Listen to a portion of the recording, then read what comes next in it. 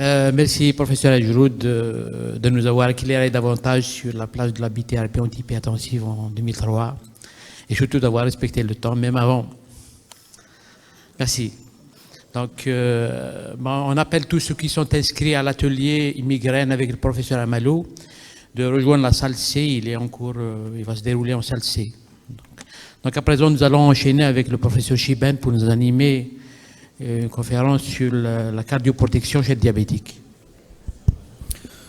Merci, Monsieur le Président, et merci aux organisateurs de ce forum de m'avoir convié pour vous parler d'un thème qui semble d'actualité, la cardioprotection chez le patient diabétique et précisément le diabétique de type 2.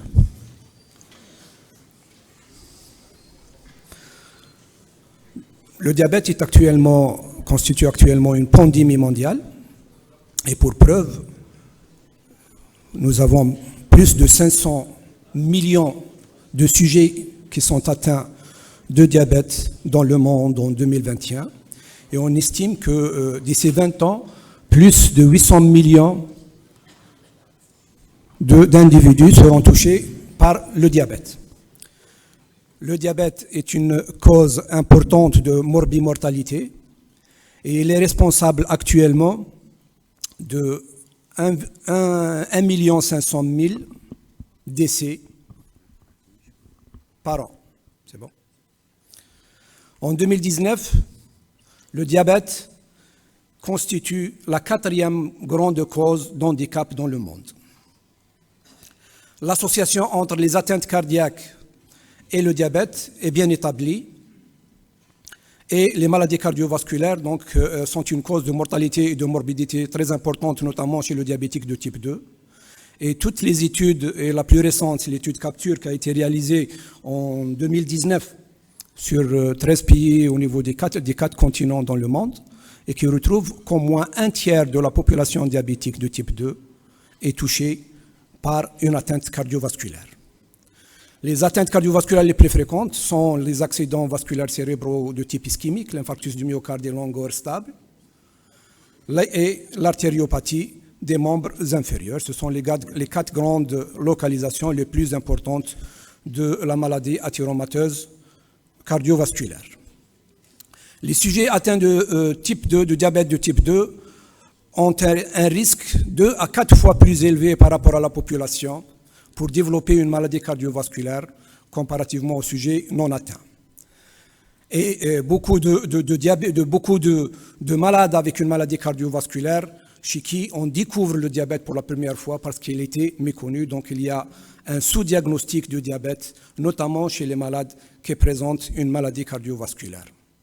La prévalence du diabète augmente chez les malades porteurs de maladies cardiovasculaires, puisque au cours du syndrome coronarien aigu, on peut trouver jusqu'à 37% de patients qui sont diabétiques, et au cours de l'insuffisance cardiaque, jusqu'à près de la moitié de la population atteinte d'une insuffisance cardiaque peut avoir un diabète.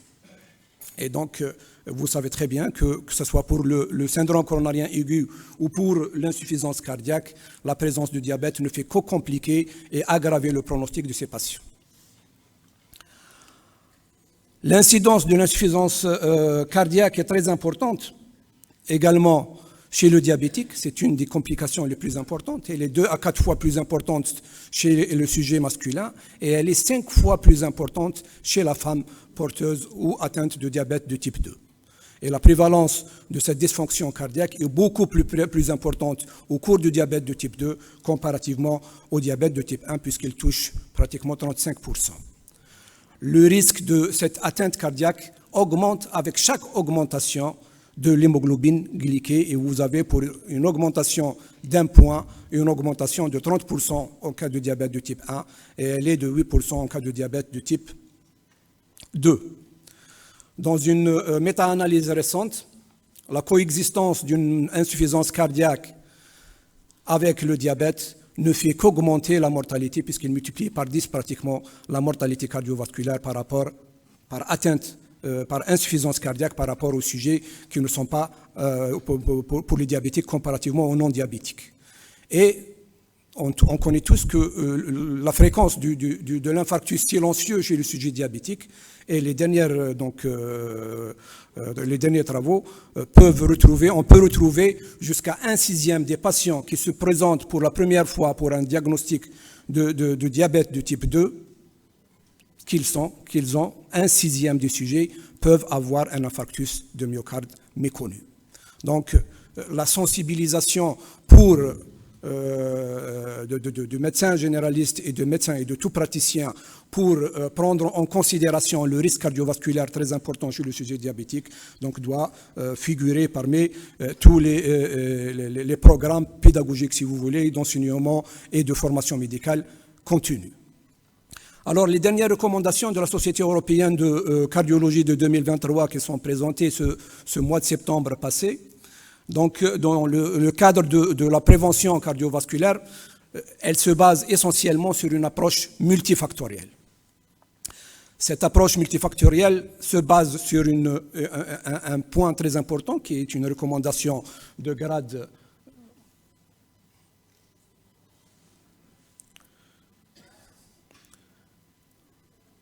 de grade 1. Voilà. C'est une recommandation de grade 1. Il faut identifier et traiter tous les facteurs de risque et toutes les comorbidités qui accompagnent. Si on veut réduire le risque cardiovasculaire chez le patient diabétique, il ne suffit pas d'équilibrer sa glycémie, mais il faut prendre en charge toutes les comorbidités et tous les facteurs de risque cardiovasculaire. Il faut pour ce faire donc une approche multidisciplinaire. Plusieurs donc spécialistes peuvent concourir donc à la réalisation de cette prise en charge et il faut s'entraider et promouvoir l'entretien motivationnel pour améliorer la prise en charge et même utiliser les dernières techniques de suivi telles que la télémédecine. Alors, dans les nouvelles recommandations, ce qui est nouveau dans ces recommandations de l'ESC de 2023, c'est qu'il faut estimer le risque cardiovasculaire par le score de diabète.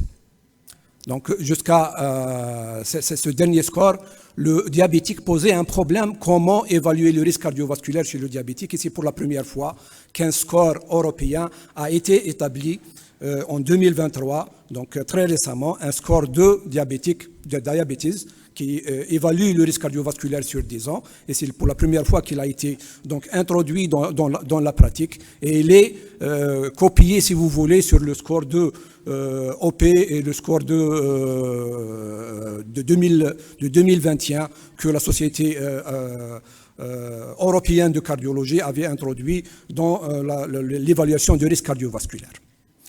Et vous voyez donc que le malade diabétique peut être classé en malade à très haut risque, à risque modéré. Mais ce qui est nouveau, c'est qu'on peut classer un malade diabétique à faible risque. C'est la première fois que ça existe, si vous voulez, dans la classification du risque cardiovasculaire chez le diabétique. Donc les diabétiques de type 2 peuvent être classés. Donc c'est un score pour le diabétique de type 2, peut être classé à faible risque, c'est là un score inférieur à 5%. Et bien sûr, donc, comme pour le score de la population en général, donc il peut donc, répondre aux différentes régions, à une classification des différentes régions dans le monde, des régions à haut risque et des régions à faible risque. Alors, pour dire ces nouvelles recommandations, donc une nouvelle recommandation qui est bien précise, qui n'existait pas auparavant, c'est l'importance donnée à réduire le poids au cas de surpoids ou au cas d'obésité. Donc c'est une recommandation grade 1 et de niveau A, réduire le poids et favoriser l'activité physique. On peut s'aider par certains médicaments tels que les agonistes du GLP-1 pour réduire le poids et améliorer l'équilibre glycémique. Et si le malade est à très haut risque cardiovasculaire et qu'il a un BMI supérieur à 35, une chirurgie bariatrique peut être discutée également, mais ce sont pour le moment des recommandations de niveau moyen de preuve. Alors, tout diabétique qui peut donc faire baisser son poids de plus de 5%, améliore son profil glycémique, il améliore son profil lipidique et il améliore en même temps son profil tensionnel. On peut s'aider par des médicaments qui ont fait leur preuve après une année de traitement tel que l'Orlistat.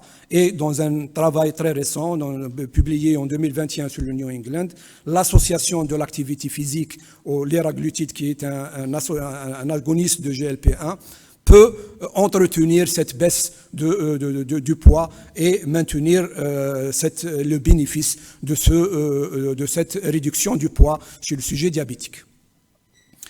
Alors, il faut, pour cette activité physique qui entretient donc le bénéfice de la perte du poids, il faut l'adapter aux comorbidités associées, donc il faut l'adapter à la fragilité chez les sujets âgés, à l'existence d'une rétinopathie ou l'existence d'une insuffisance cardiaque. Il faut introduire une activité structurée en cas de maladie cardiovasculaire chez les malades qui présentent une insuffisance cardiaque ou une fibrillation auriculaire ou une coronaropathie avec angor, donc pour améliorer le contrôle métabolique, la capacité physique et la qualité de vie.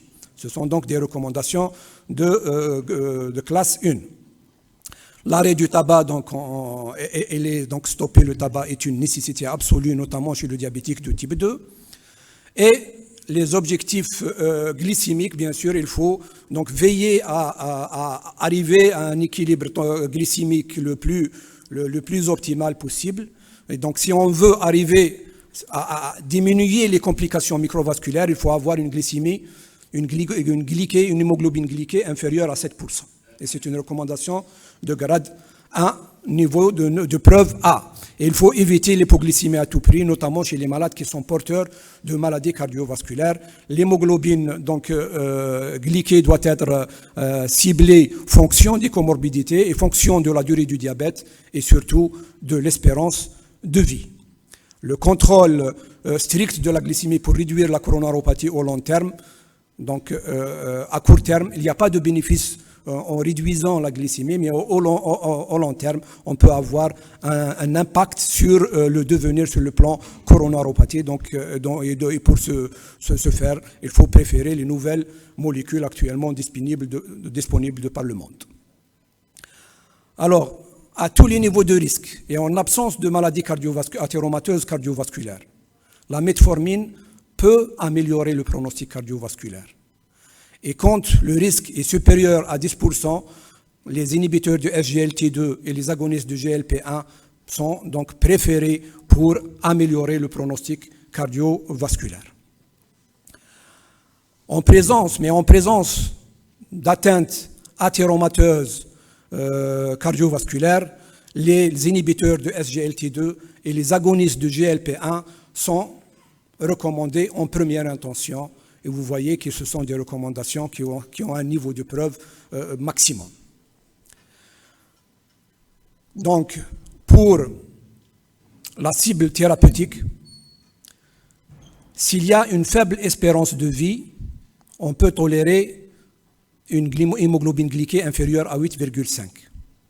Si l'espérance de vie est importante, on peut exiger une hémoglobine glyquée inférieure à 7. Donc retenez ce chiffre. Si le malade, s'il y a une bonne espérance de vie, donc tâchez à avoir une hémoglobine glyquée inférieure à 7. Si l'espérance de vie est moindre, on peut tolérer jusqu'à 8,5 d'hémoglobine glyquée. Ce sont donc les dernières recommandations des cibles thérapeutiques chez ces patients. Et il faut bien sûr associer chez ces patients des médicaments qui ont un pouvoir protecteur sur le cœur. Donc les diabétiques avec ou sans insuffisance cardiaque, il faut switcher vers les médicaments avec preuve qui ont fait leur preuve pour le bénéfice cardiovasculaire. Il faut dépister une fibrillation auriculaire qui aggrave le pronostic, notamment à thromboembolique au niveau du cerveau, ou faire un ECG chez tout patient présentant âgé de plus de 65 ans. La fréquence de la fibrillation auriculaire est très élevée chez le sujet diabétique, notamment quand il est hypertendu, et elle est même élevée chez le sujet jeune. L'ECG systématique doit être fait chez tout diabétique âgé de plus de 75 ans dans le but de dépister cette fibrillation auriculaire. Le diabétique de type 1 ne peut pas bénéficier de cette stratégie thérapeutique, mais il peut donc bénéficier d'un ajustement thérapeutique selon le self-management connu dans le management des insulines. Mais on insiste dans cette recommandation qui est de grade 1C d'éviter l'hypoglycémie, particulièrement en présence de maladies cardiovasculaires. Pour le management, deuxième point, le management, donc le premier point c'était le management de la glycémie, le deuxième point c'est la dyslipidémie. Les inhibiteurs de PCSK9 doivent être associés chez tout patient qui n'est pas aux cibles thérapeutiques, mais qui est à très haut risque cardiovasculaire. Il y a juste une indication, donc une indication de grade 1A au cas de malades à très haut risque cardiovasculaire. Si les statines ne sont pas tolérées, les PCSK9 inhibiteurs sont également, on peut les ajouter à l'ézetimibe. Si les statines ne sont pas tolérées, on peut utiliser l'ézetimibe. Ce sont donc, on a peu de preuves, mais ce sont des recommandations de grade 2. Et l'écosabint éthyle peut être associé si une hypertriglycéridémie est associée. Les statines chez le diabétique de type 2, les statines chez le diabétique de type 1, âgé de plus de 40 ans, donc elle est systématique, sans antécédents de maladies cardiovasculaires pour réduire le risque cardiovasculaire. Les statines chez le diabétique qui est âgé de moins de 40 ans doivent être prescrites si il a d'autres facteurs de risque ou s'il a une atteinte microvasculaire ou si le risque cardiovasculaire est supérieur à 10%. L'utilisation d'un autre score qui est le Scottish-Swedish Risk Prediction Model peut être utilisé chez le diabétique de type 1. Le score de diabétique est réservé aux diabétiques de type 2 seulement. Quelles sont les cibles du traitement dyslipidémique? Donc ça reste pratiquement les mêmes cibles connues auparavant. Le malade à très haut risque, donc il faut avoir un taux de LDL inférieur à 55. Les malades à haut risque, un taux de LDL inférieur à 70. Et les malades à risque modéré, il faut avoir un taux de LDL inférieur à 100. Le diabète, quatrième point, donc troisième point de prise en charge, troisième pilier de prise en charge ou de protection cardiovasculaire chez le diabétique, c'est l'hypertension artérielle. Et vous savez très bien qu'elle est très fréquente. Elle peut toucher pratiquement 80% des sujets diabétiques. Et même quand il s'agit d'un diabète nouvellement diagnostiqués avec atteinte coronarienne, près de 80% également des sujets sont atteints. Donc pratiquement, c'est le tandem permanent, si vous voulez, qui s'associe. Donc HCI et diabète sont connus. Donc pour la Société européenne de l'hypertension artérielle de 2023, donc en juin, on publié au mois d'août dernier. Donc il faut mesurer la tension artérielle chez tous les diabétiques. C'est une recommandation de grade 1A, car l'HTA augmente le risque, particulièrement chez le diabétique, le risque cardio-rénal. L'aspect non-dipping et l'HTA nocturne, qui est une nouvelle entité donc reconnue dans les recommandations de 2023, sont très fréquentes au cours du diabète, d'où la nécessité de faire au mieux une MAPA pour dépister ce non-dipping ou cette hypertension artérielle nocturne. Les antidiabétiques, des antihypertenseurs permettent une protection macro et microvasculaire et le changement de style de vie et le traitement pharmacologique doivent être instaurés d'emblée chez le diabétique dès que les chiffres tensionnels sont supérieurs à 140 pour la systolique et 90 pour la diastolique. La stratégie thérapeutique est la même que chez le non-diabétique, mais vous devrez savoir que le contrôle de l'hypertension artérielle chez le diabétique est très difficile et qui nécessite beaucoup d'associations, notamment chez le diabétique. Pour la première fois, on reconnaît que les inhibiteurs du SGLT2 ont un pouvoir hypotenseur. Ils ne sont pas classés comme des antihypertenseurs, mais on reconnaît pour la première fois qu'ils ont un pouvoir hypotenseur. La finérenone, qui est donc un anti-aldostérone, dernièrement introduit dans la pratique, elle a un effet hypotenseur et doit être prescrit dès que le malade présente une maladie rénale chronique. Donc les inhibiteurs de SGLT2 et les agonistes de GLP1 plusieurs études ont montré qu'ils induisent une baisse de la tension artérielle et leur prescription chez les diabétiques hypertendus ne peut qu'améliorer le profil tensionnel chez ces patients. Alors, donc, pour le SC 2023, toute tension artérielle supérieure à 140 en systolique et 90 en diastolique nécessite un traitement pharmacologique d'emblée. L'objectif est d'avoir un chiffre tensionnel à 130 mm/mercure, inférieur à 130, sans descendre au moins de 120, sauf si le sujet qui est âgé de plus de 65 ans. Également, on peut garder un chiffre tensionnel autour de 130, 140, sans descendre au moins de 130. On peut également tâcher à assurer une tension artérielle inférieure systolique. Donc toujours l'objectif est fixé sur la pression artérielle systolique inférieure à 130 si on veut diminuer le risque d'AVC. Alors, l'insuffisance, plutôt les maladies rénales chroniques constituent un facteur donc, très important pour le pronostic cardiovasculaire. Et tout diabétique qui présente une maladie cardio-rénale, plutôt une maladie rénale chronique, est prédisposé à une forte incidence de cardiopathie. C'est pour ça que la première fois, puisque l'ESC, cette fois-ci, a été donc, associé à une société de néphrologie européenne, on a introduit pratiquement quatre recommandations de grade 1 et de niveau de preuve A pour améliorer la prise en charge ou plutôt la cardioprotection chez les malades porteurs de maladies rénales au cours du diabète. Donc vous avez donc la réduction intensive du LDL en premier, avec des statines, la prescription systématique des inhibiteurs du SGLT2 tant que la clairance est supérieure à 20 ml/minute, l'introduction de finérenone qui n'est pas encore commercialisée en Algérie mais qui est commercialisée en Europe et aux États-Unis pour améliorer le pronostic rénal. Et en dernier, c'est en cas de maladie athyromateuse cliniquement symptomatique, associer systématiquement de l'aspirine. Et ça également, c'est une recommandation précise de niveau élevé qui est introduite pour la première fois dans les recommandations de cardiologie. Alors, pourquoi cet engouement pour les nouvelles molécules?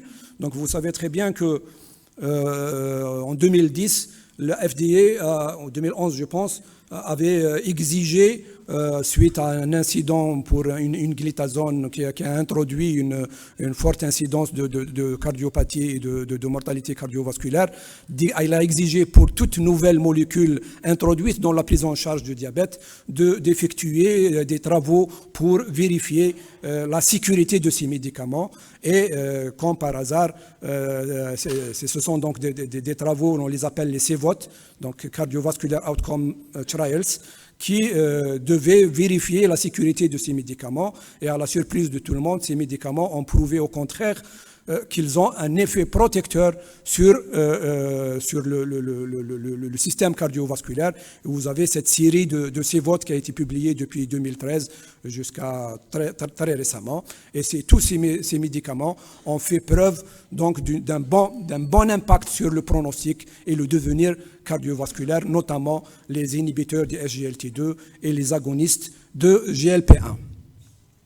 Et la dernière méta-analyse donc publiée en septembre dernier et qui a vérifié que ce bénéfice de réduire les événements cardiovasculaires majeurs est valable quelle que soit la région. 2 minutes, professeur. 2 ? D'accord, je termine bientôt.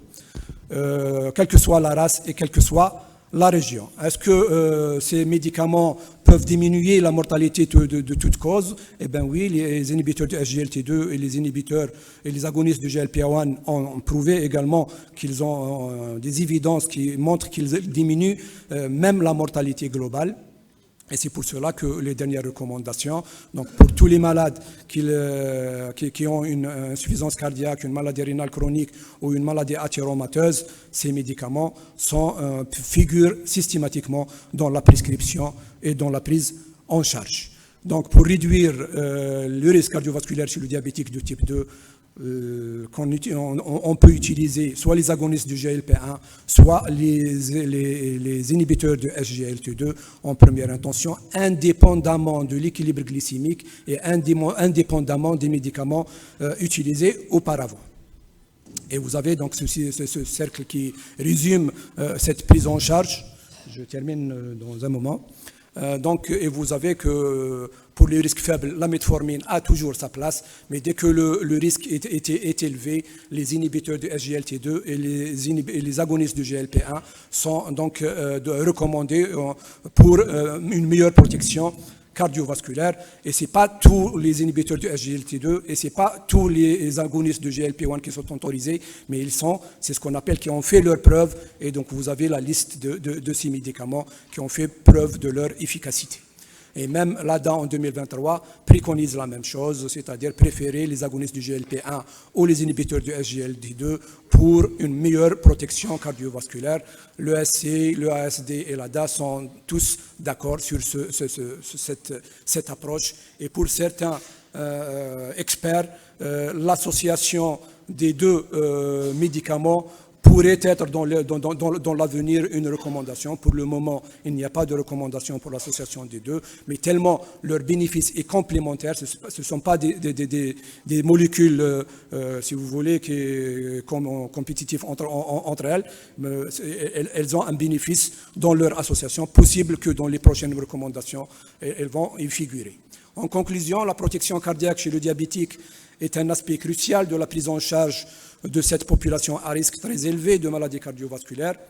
Plusieurs approches et recommandations sont mises en place pour assurer une cardioprotection optimale, basée essentiellement sur le bon contrôle de la glycémie, de la pression artérielle, des lipides, du poids et de la prévention de l'insuffisance cardiaque, associée actuellement aux nouvelles molécules, c'est-à-dire les agonistes du GLP-1, les inhibiteurs SGLT2 et dernièrement l'association de finérénone en cas de maladie rénale chronique. Les recommandations peuvent évoluer, comme vous le savez très bien, donc il faut apprendre à les suivre et à les appliquer. Je vous remercie.